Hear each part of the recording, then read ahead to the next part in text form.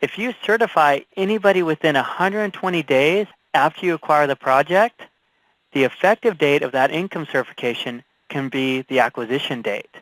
So in this example, we were not able to get all the paperwork done on this tenant till October 14th, so a full 3.5 months after the acquisition date.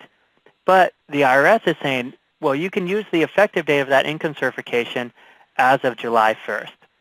And that's great news because, so we'd see the tenant would sign it October 14th, but the effective date would be July 1st.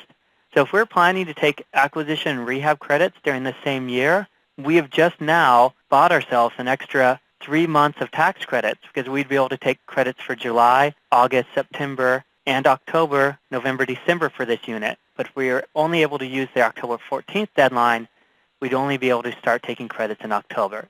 So this is a very generous rule by the IRS that allows us to accelerate these credits during the first year.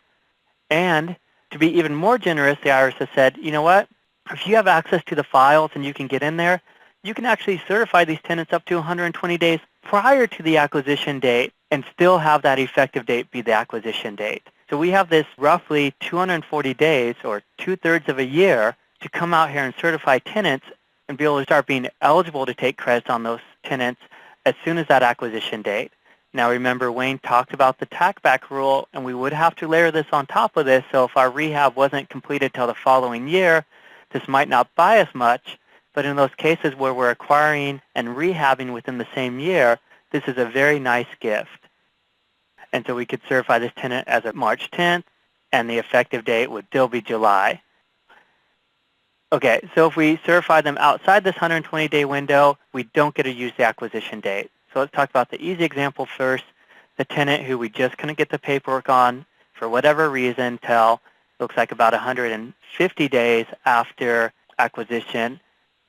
In that case, the effective date of this tenant would be the date that the last adult signed the form.